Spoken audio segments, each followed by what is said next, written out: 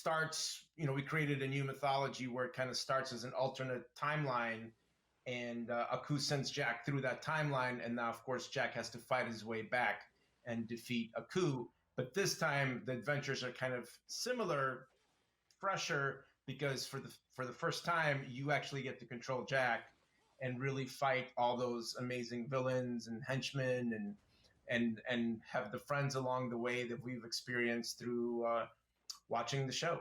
Now, this is the first Samurai Jack game in 16 years. There was the PS2 game that came out in 2004. Can you sort of talk about sort of the difference in perception of not just Samurai Jack, but kind of video games in general? It feels like it's you're under the Adult Swim mantle this time around. Which, does that give you any more sort of leeway? Yeah, for sure. And I mean, 16 years ago, it was video games were, especially for licensed characters, for a kids TV show, so to speak. You kind of get the B class treatment, right? You just kind of go into whatever engine they have. They do some new graphics, but generally it's not great. And they were doing it while I was in production on the show, so it's hard for me to be super involved. And because it takes a commitment and a love to do this right, even for video games, for a TV show, for anything. And so it kind of came out, and it kind of lacked what we all thought a video game could be. And then now, fast forward here, the show is more popular. The show has existed for 16 years more, and people have really gone to love it, and there's a more of respect towards it. So the new game is a lot more of what we wanted it back then, and even more. So it's completely different from my point of view, from what it was to how far it's come now. Very cool. Well, let's talk about the gameplay a little bit here. Obviously, we're going to see lots of sword swinging action because he's a samurai after all. But we also got sort of a pole arm here with some magic coming out of it. We got a shot of him in the trailer with some heavy firepower. Can you tell us about the combat a little bit? Yeah, I mean, I think it's inspired by of course the normal samurai stuff, the classic, but just like in the show, Jack's able to use a lot of what's around him to be inventive, and I think there's some stuff where he actually uses one of the Coup drone's arms, and he slashes with it. There's a bow and arrow, I think. And so there's a lot of variation. There's a trident like we see here. And also taking cue from when Jack was lost in the last finale season, he also uses some guns and stuff where we never would have him use a gun in the first few seasons. But a lot of the locales are totally inspired by what we did in the show. And so it's kind of great because if you're a fan of the show, you'll recognize the environments instantly, and you can kind of look forward to some of the villains from that environment. At the same time, we've also swapped some other villains to come in all the different various environments. Nice. And you've got some familiar returning characters as well, I hear. Yes, of course. I mean, you could never do it without the Scotsman, and here, of course, is Demongo, who's one of the fan favorites, always has been. And what's also fantastic is we were able to use the original voice cast, right? I mean, besides Mako, of course, who passed away. But yeah, so there's an authenticity to it that I think is sometimes, you don't get in other games based on properties. This is awesome. Now, something I'm really curious about, this is developed by Soleil, which is a studio based out of Japan.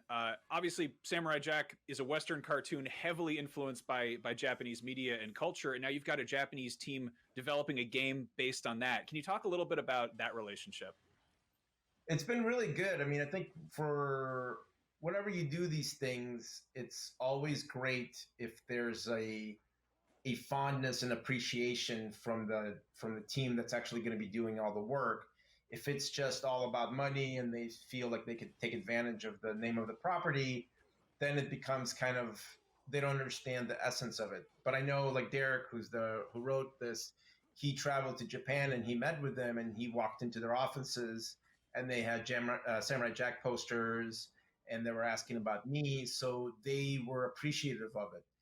And doing even I remember back then when I first started the show and it actually started to air in Japan, I was really worried. I'm like, oh no, they found out I'm a fake. They'll see through everything I've done, no matter how much of a whatever fan or appreciation that I had of Japanese culture and especially the samurai code and culture, they would still know that I'm a phony.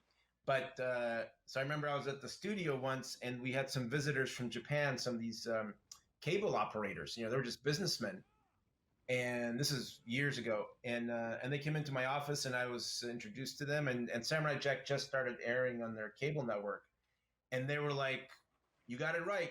You did a really good job. We love the show, and it feels sincere." And that was the biggest compliment I could ever get. That it worked in that is so Japan. cool. It didn't. I didn't embarrass their culture or appropriate it or whatever. All that kind of stuff. I love that. So now, obviously, like Samurai Jack has been around for almost 20 years, and people who maybe were watching Samurai Jack as kids they're now adults and they're out making video games and stuff. Have you sort of had any encounters with people working on the game who fanboy out and get completely overwhelmed by it, or is it A little bit like it's more about in general. I think like you said, it's been around for so long. It's been able to influence a lot of artists going into video games and animation in general.